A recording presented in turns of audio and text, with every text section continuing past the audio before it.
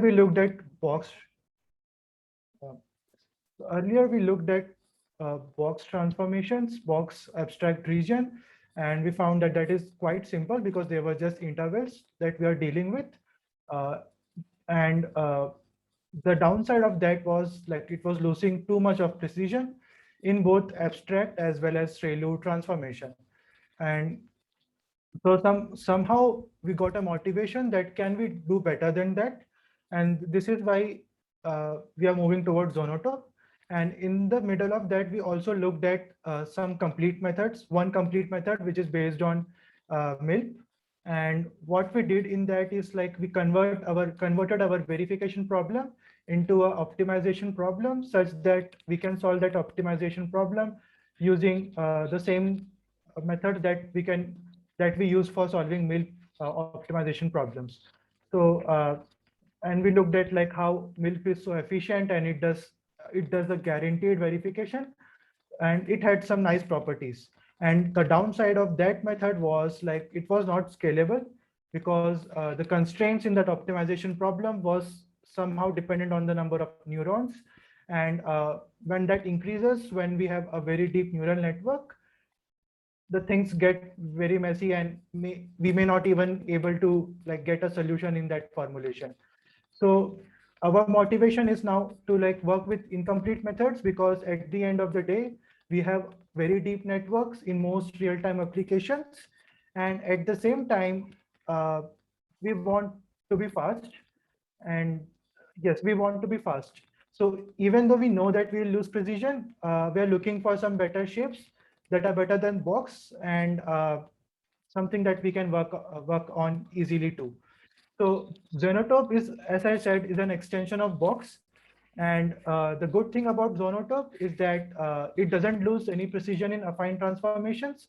But again, in case of ReLU transformation, we lose some precision. So let's move forward and discuss more about this shape. Uh, Yes, so let's get to the point. And now, uh, this is how we define a zonotop convex relaxation. So suppose we have a layer, and in that layer we have suppose D neurons from X1 to XD. So for these neurons, we define the abstract neurons as X1 hat to XD hat, and each neuron we define such that neuron is equals to some A naught plus the summation of some product terms. And now these product terms, they are a combination of a noise term and a magnitude that determines like how to scale that noise.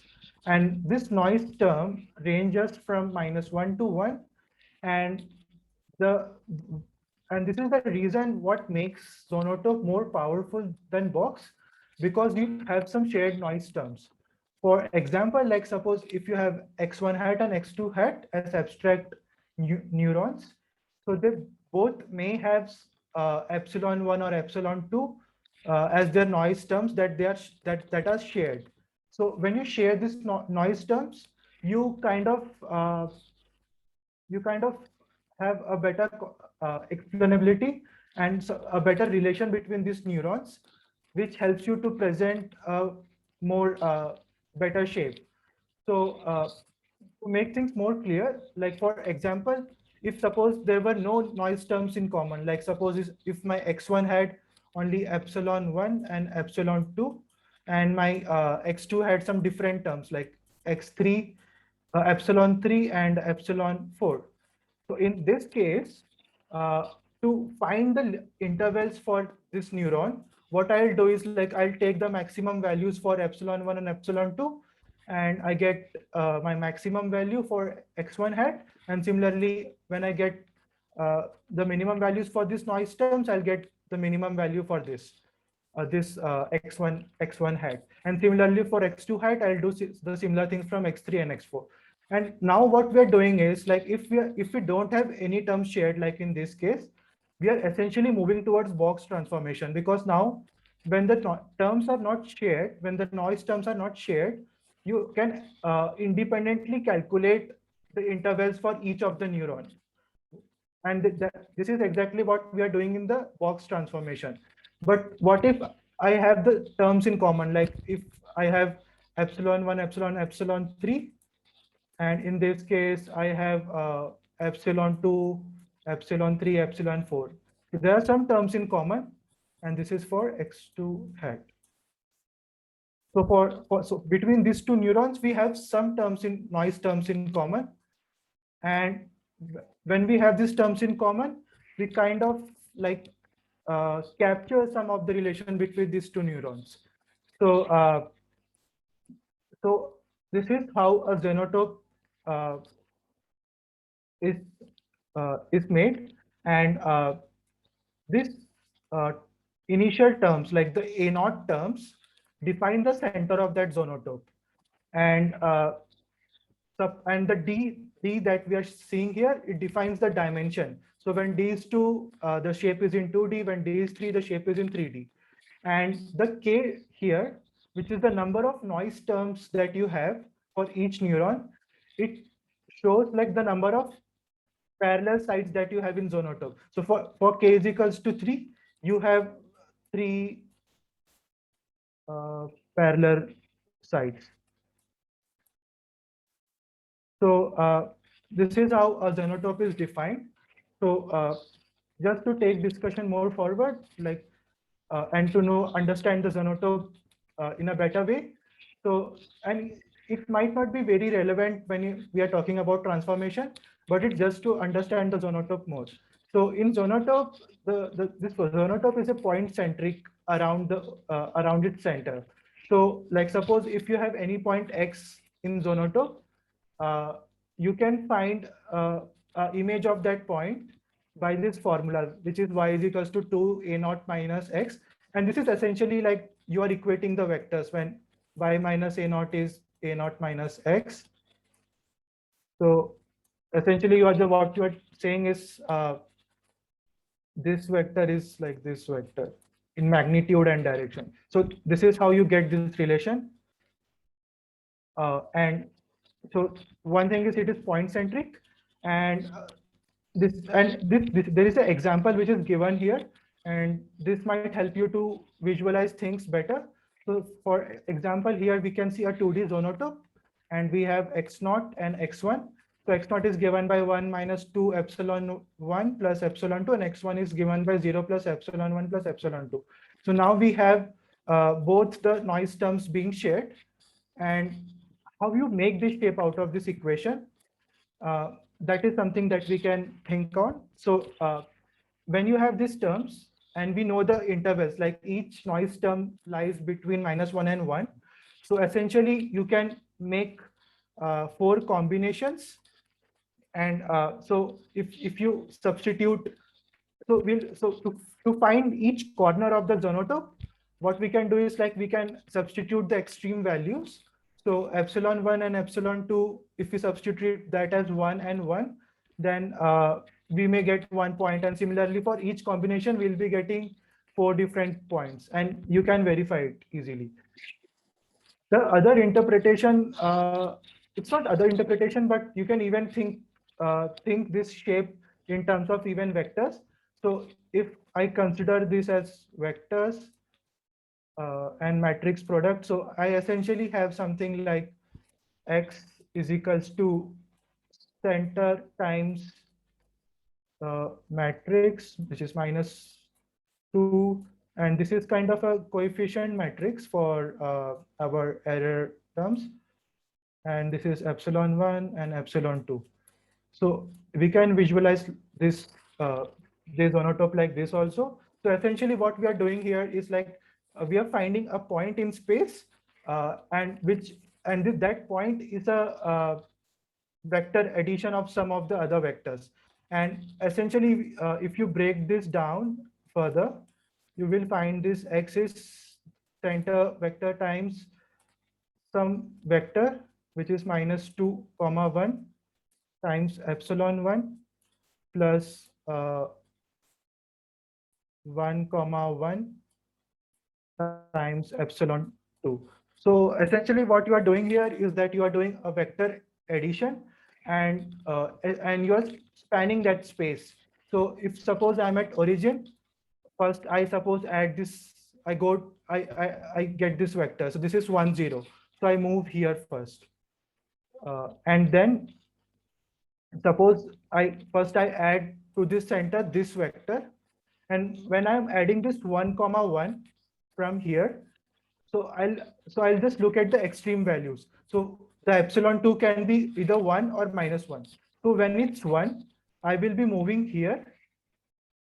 And if it's -1, I will be moving here. And then I can further move with this vector addition, this addition of this vector. And here, when the epsilon1 is 1, then I have to move from this point in the direction of -2, 1. So presently we are here where x is 2 and y is 1. And when I go in the direction of -2, 1, which this is essentially this point. And if I have this epsilon1 as -1, then I move towards this point.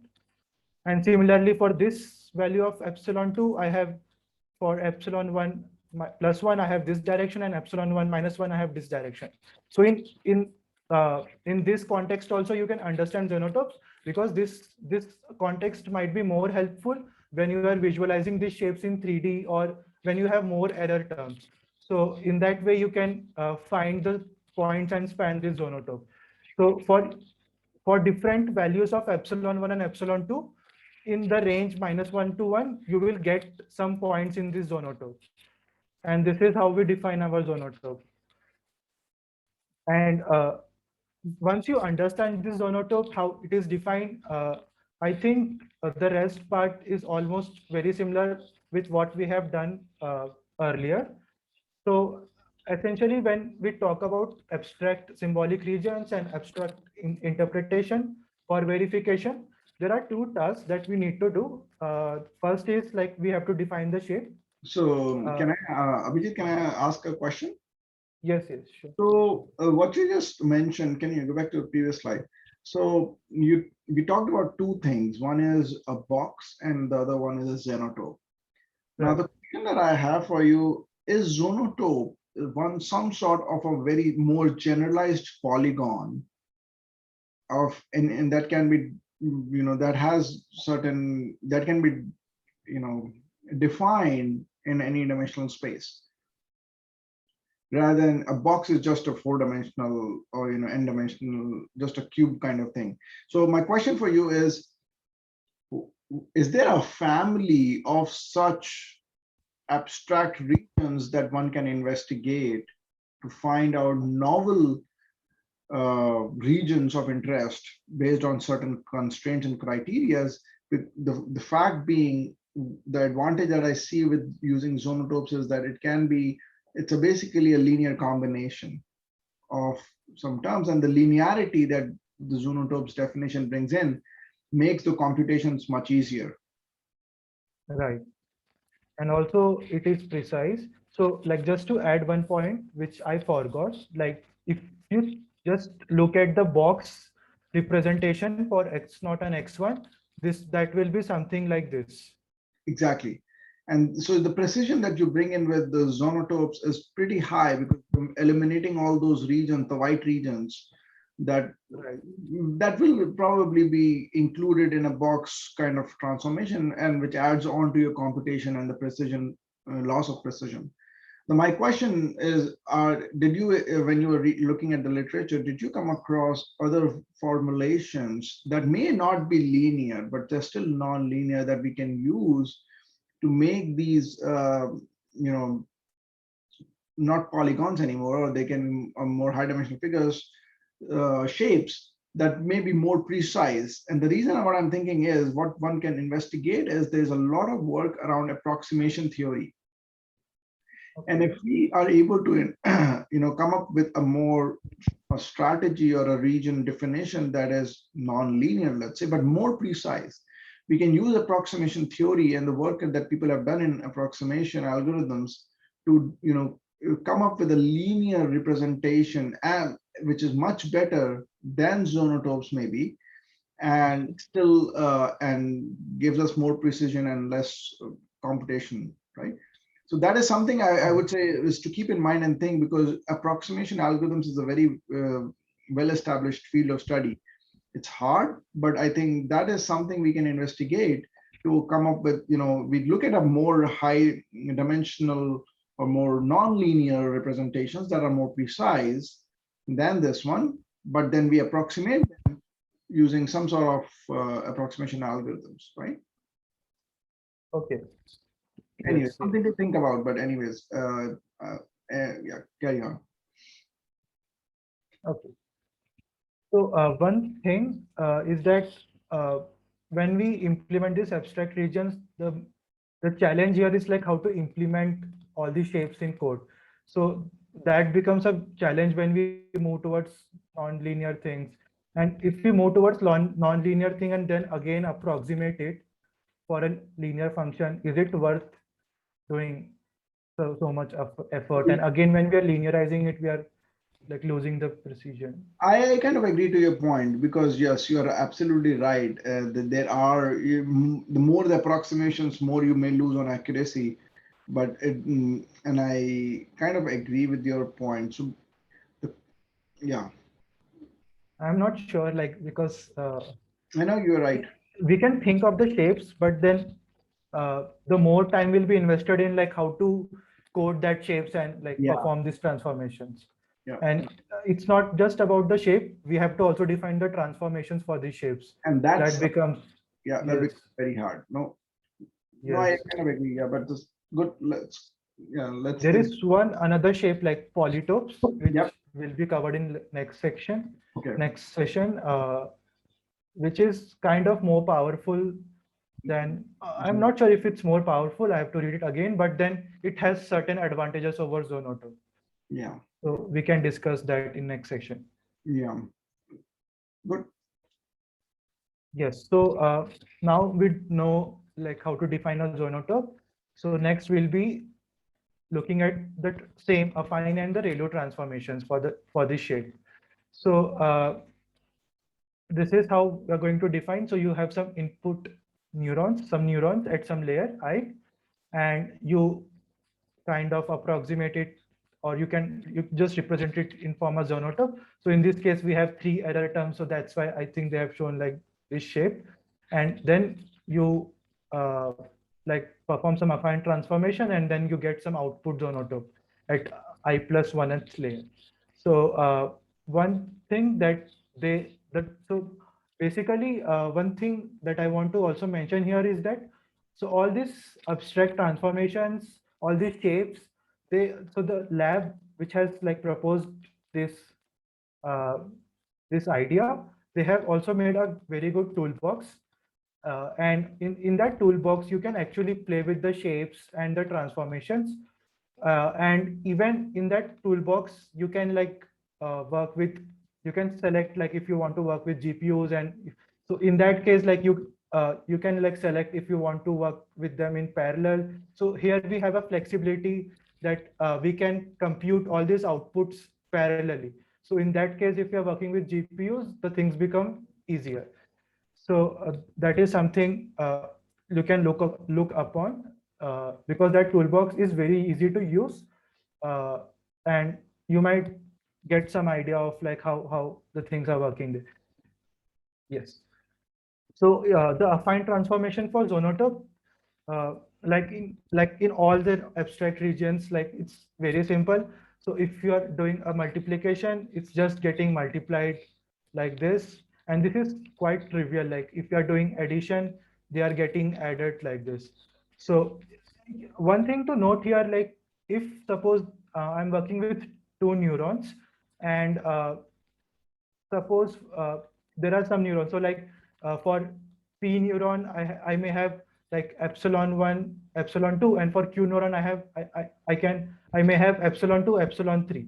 So in this case, like when you're adding it, so for like if suppose my Q is not having epsilon 1, so I'll take that coefficient as 0 and then add it. So these are just trivial things, but then this is fairly straightforward. Uh, what I felt, or like the thing when we are working with these transformations and abstract transformation, the challenge happens at the ReLU transformations. And this is what we have been seeing from the box box region session. Like so even in the case of box, it was pretty straightforward. But in the case of mill, we like did a lot of hard work to define ReLU transformation in that case. And similarly, in the Zonotope case also, you have to like define ReLU because that is where the challenge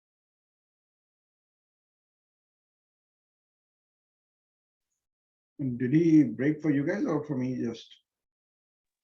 Yeah, it froze for me too. Okay, so Yeah, me too. okay, let's just wait.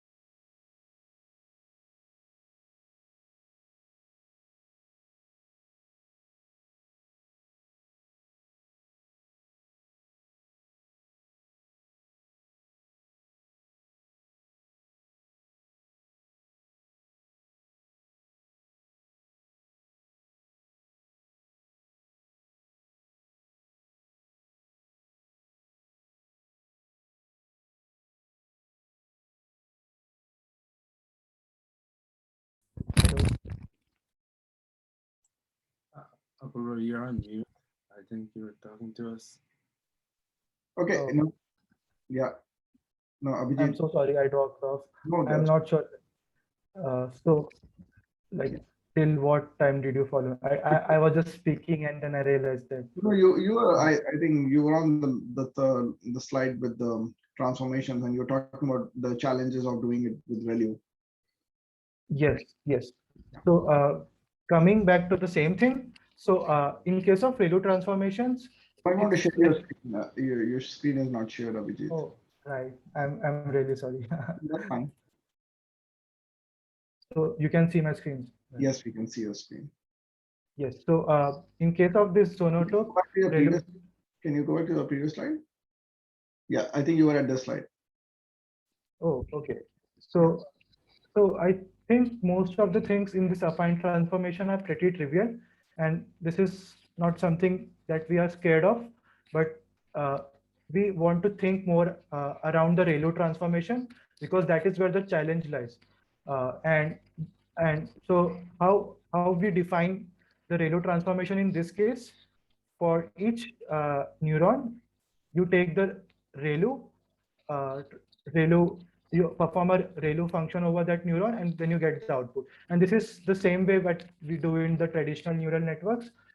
But like in case of abstract neurons, like abstract regions, one thing to note here is that because in traditional neural networks, what we assume is that all the neurons at each layer are not dependent, like they are independent. But in case of this symbolic regions abstraction, these neurons are kind of dependent on each other because we are sharing some noise terms in between them. But when it comes to ReLU transformation, we are independently doing the ReLU transformation. So what we are assuming is that the y1 is only dependent on x1. But in reality, y1 can be dependent on more than one of the input neurons. So that is the reason why we lose precision uh, in Zonotope ReLU transformations. However, like in some later research papers, they have proposed better ReLU transformations, which not only consider just one input neuron, but they consider more than one, like some k input neurons for finding the output.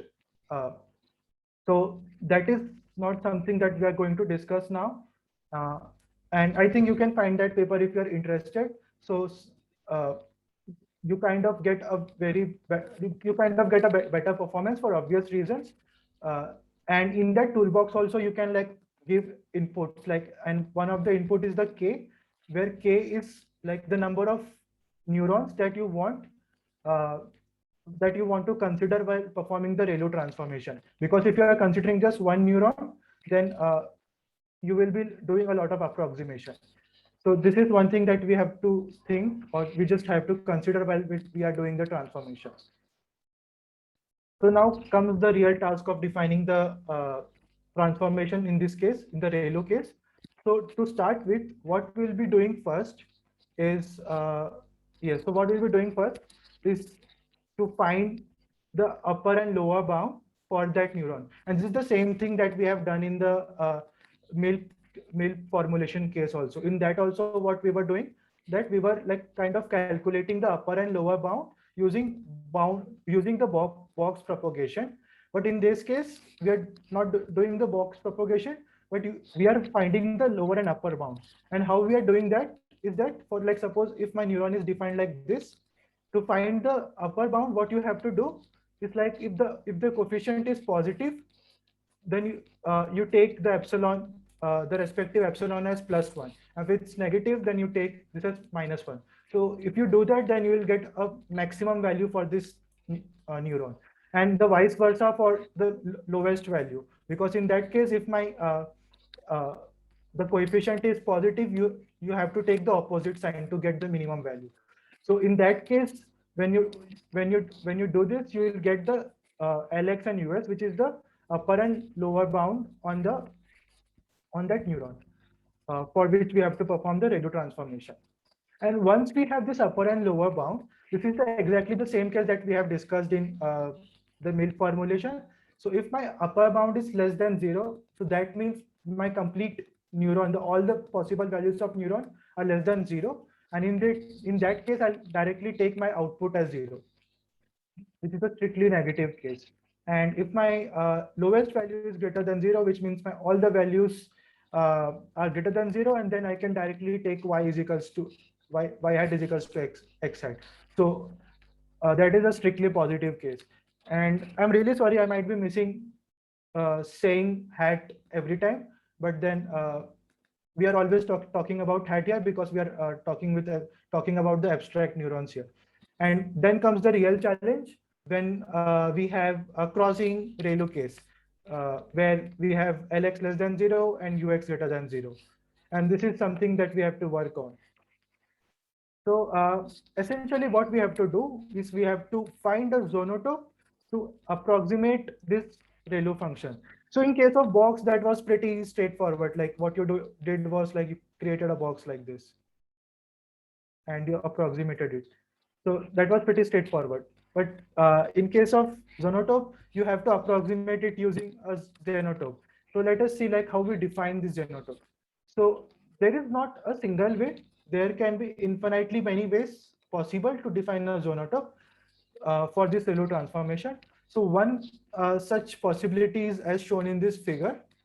So here, what they are doing is they're finding two parallel lines, and they're trying to, like, fit this green ReLU function completely inside it, because we want soundness. And what essentially we want to do is, like, we have to define this region now. So to define this region, we first have to define the slopes of this line. And that is the task that we have when we want to work with this ReLU transformation. And as you can see from this figure, that is pretty straightforward, like how to calculate the slope. So this slope is given by UX, because the height is UX, and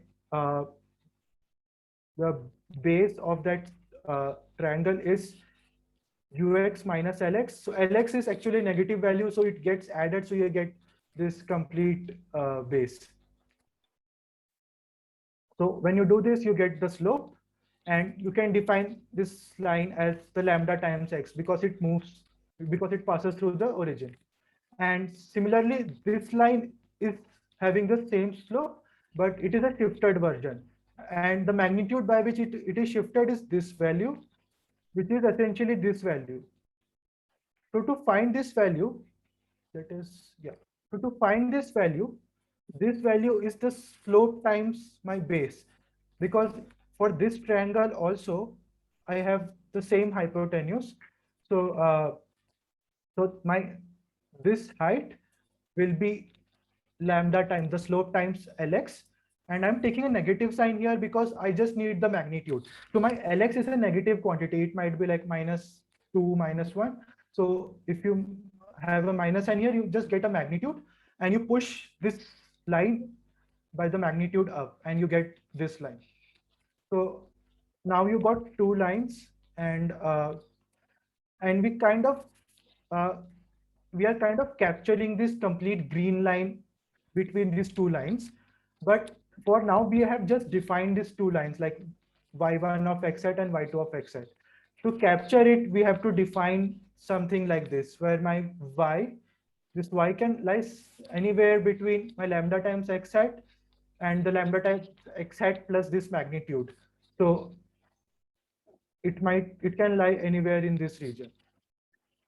But even though we have something looking like Zonotope, but it's still not a Zonotope, because for a Zonotope, we have to get the equation in this form. So let's see forward, and these are pretty trivial working around with these equations.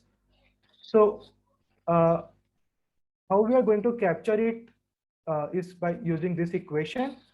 And we can write this equation in this way, where we can write the y of x hat is lambda times x minus c times lambda times the Lx. So when c is equals to 0, I have my lower limit, that is lambda times x here. And when my c is equals to 1, I have my upper limit. And when c is between 0 and 1, you get some region which is satisfying this inequality bounds. But the challenge here is that we have some variables, and that they are epsilons, and they lie between -1 and 1 that we have assumed earlier.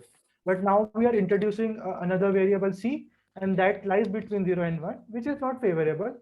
So we are trying to like do some modification so that we can also have the new variable that we are introducing in the same, having the same bounds. Like we need to have them in the same range, like -1 to 1. And for that, we are doing some pretty trivial transformations where we define c as the epsilon nu plus 1 by 2. So when epsilon nu is -1, we get c as 0. And when epsilon nu is +1, we get c as 1. So that is the simple modification that we are doing. And then we replace this modification into this equation, and we get a new equation here. And you are just, we just divided it, and like we wrote a final ReLU transformer equation in this format. So this is, yes. No, I was saying it's a very nice but a very simple trick that they did here. Right. Yeah, it's a very nice trick. Yeah. No, I'm just appreciating the simplicity of the trick. It's just a simple trick, but it really did a fantastic job there. Good. Right. And in most of the cases, like they have been working around the shapes like this only, and it might seem very interesting and very trivial, but then it's really difficult to think on the first like look. Yeah, exactly. That's what I'm saying. It's actually a very neat trick that you can't think about it, but once you see it, you feel, oh wow, that's so cool. No, Right. that's good. And actually, the one one formulation of this ReLU transformation that I'm presenting is just one way. As I've told, there are many things, and in the paper also they have like compared two of the formulations. Okay.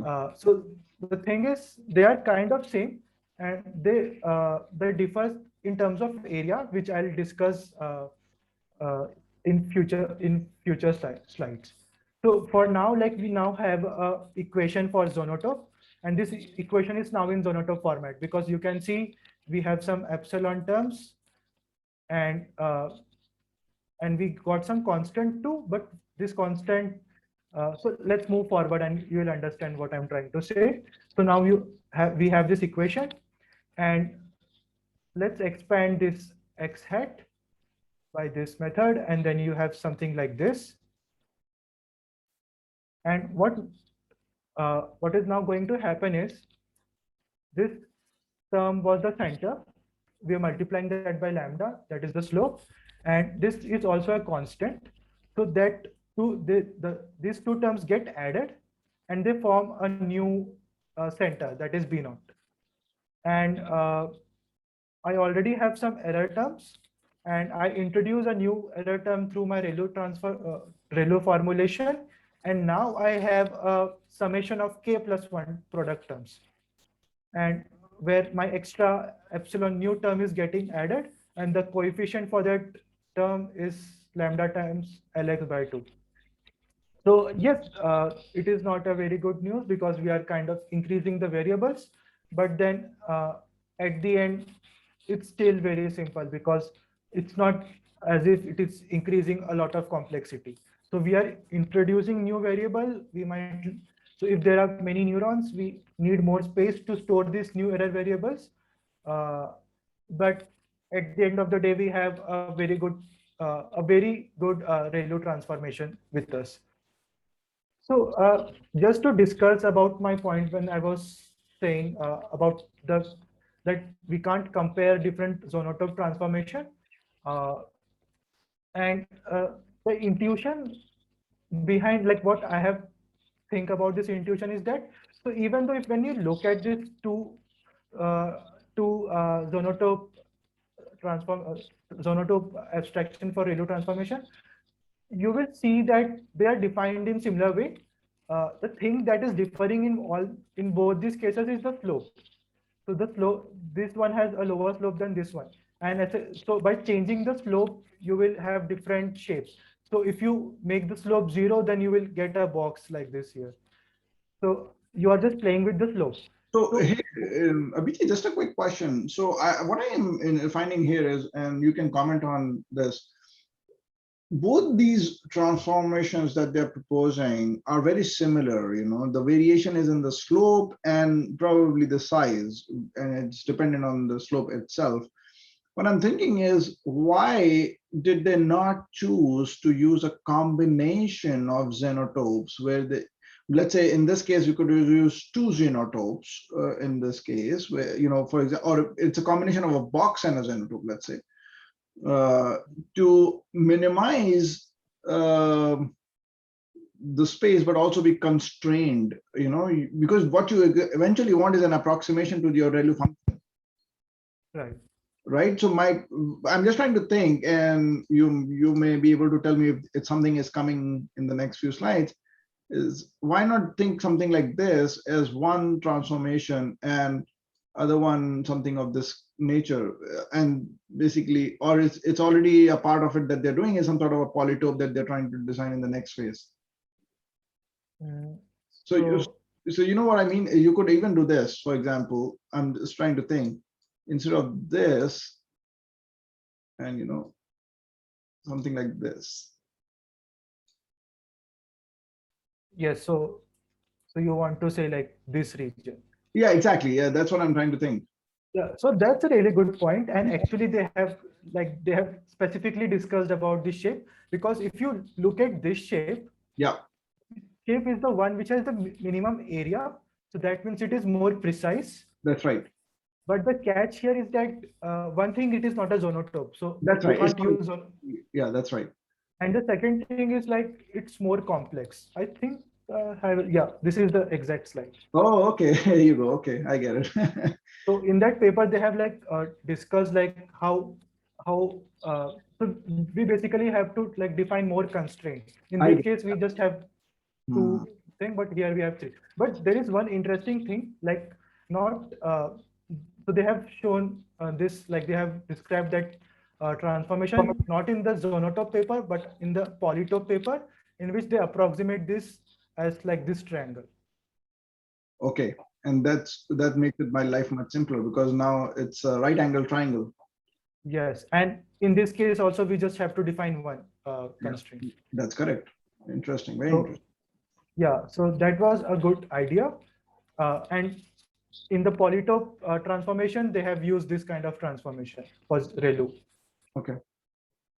So yes, and now for like even like for me initially, I was finding it pretty trivial that the one having lesser area So what they do in the code, and they have described that in the paper too, like they kind of dynamically calculate the slope, and then they choose the slope that has the lowest area for that particular ReLU, and then Right. they work with that shape. So like for an instance, it may seem pretty trivial that if my area of that zonotope is less, that means I'm working with more preciseness, and that is the better version. But then in the lecture 2 and the paper 2, they were keep telling that it is not comparative, it is not comparable. So the reason that I found is that the reason why it is not comparable is that, so suppose this has, or let's take this example. So Mhm. in this case, we can see the box has a larger area than the zonotope. But the thing the Yeah. thing here to note here is that, so uh, there are points that are covered by genotope, which is not covered by the box, and these are these points. And there are points that are covered by box but not by genotope, and there are these points, these points. So it might happen that even though my box has more area, but the inputs that they are taking, like the loss of precision that they are having here, so that inputs are not that adversarially bad. But the input that I'm getting in this transformation through zonotope, these inputs are very bad. Uh, I know it's like I, I difficult. I So what? I see what you're Um, saying. Yeah, go yeah, on. just yeah, Go on. just to put it in other words, like, so essentially what we are doing is, like, we are losing the precision and we are getting some extra terms. So in terms of genotope, we are getting extra terms here with respect to box, because box doesn't have anything here. And in case of like box, we have some extra terms here, and Zenotop doesn't have that here. So Exactly. initially I might think that I'm including more points through box transformation, which is not good. But it might happen that the points that I'm including are not that adversarially bad. They might be a robust points. But in case of Zonotope, even though I have lesser area, I have lesser points, but they are not adversarially good. They might cause, they might give a bad performance, but there is no way to find out like which points are bad. Because if you want to find out, then you have to come out of abstraction, you have to get into concrete points one by Right. one and then check it. So there Yeah. is no way to compare the Zonotope, but intuitively you can think that we can't just look at the shape and like say like this region is good, this region is bad. It might happen that this region is very bad as compared to this region. Yeah, I know what you mean. No, I think it's a very interesting problem. I'm just trying to think right now is in the terms of a research problem, something could be very interesting to have they shown a comparative analysis of various shapes? Actually, like whatever papers they were having, in all these papers, they kind of only work with the all these shapes, and they show like All of the them do. later shape is better than the older ones.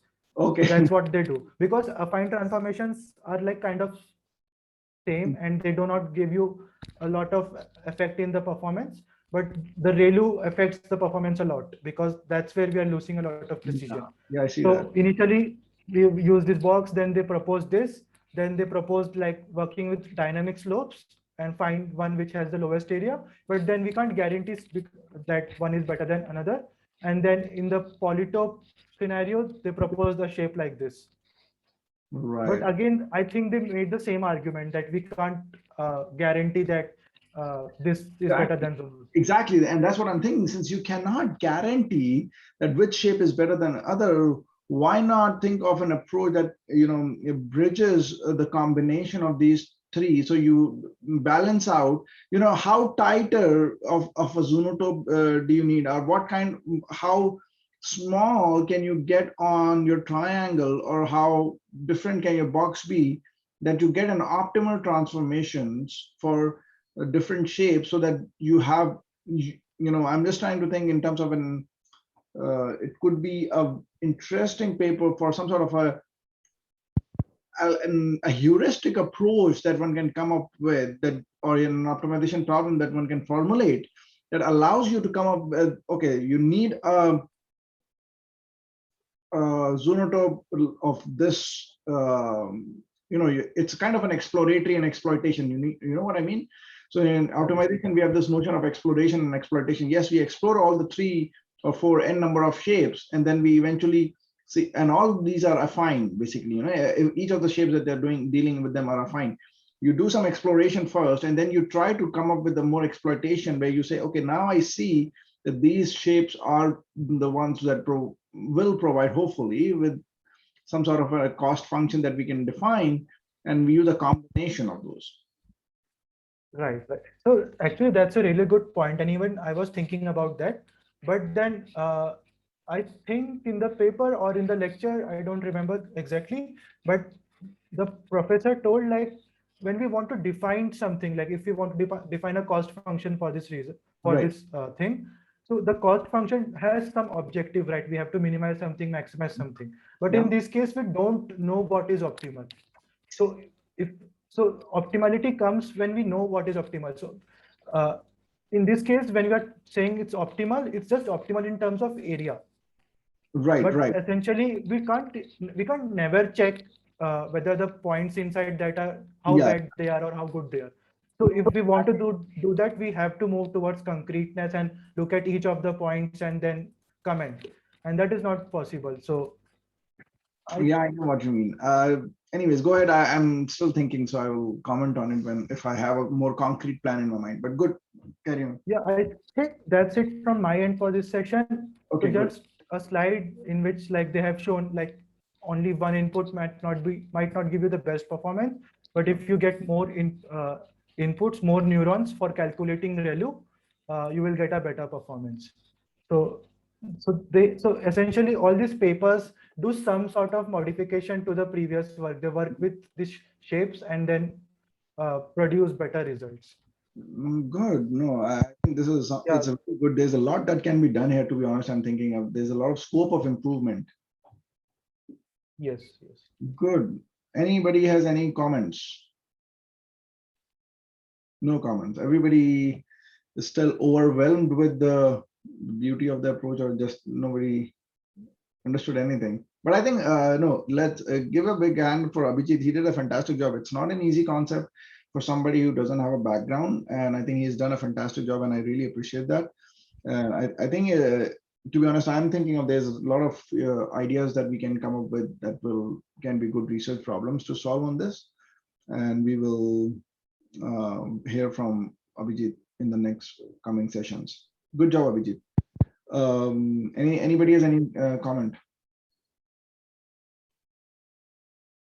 No comment. Okay, good. So if nobody has any comments, before we log off, I just wanted to say let's congratulate Javier for he just got a paper accepted recently, and as an undergrad, I think it's a job well done, and he did something very simple on some sort of trace imputation work using some sort of recurrent networks, and this time the conference, he got the paper accepted for IEEE SMC. It's a good conference, and the paper this year, the acceptance rate was also very low. It was around 22%. So I think congratulations to him. As an undergrad, having a good paper and a good conference is a job well done. So, and Thank you. and we are hopeful that a lot of you have submitted papers elsewhere or are about to submit. So let's hear more of those good newses. And once we are here together, I think it's a time for a good celebration at the end of the year, where we celebrate all your papers and all your hard work. Okay, good job, Javier, and well done, everyone. So let's log off for now, and we will see you next week. And everybody knows what they're doing. Sorry, can I Yes, Lavanya. can I talk about the paper right now, or the paper that hasn't been accepted actually? Okay, yeah, no, we have to schedule another time. Let's schedule something on Friday because I have something very critical and I can't. So can we talk on Friday?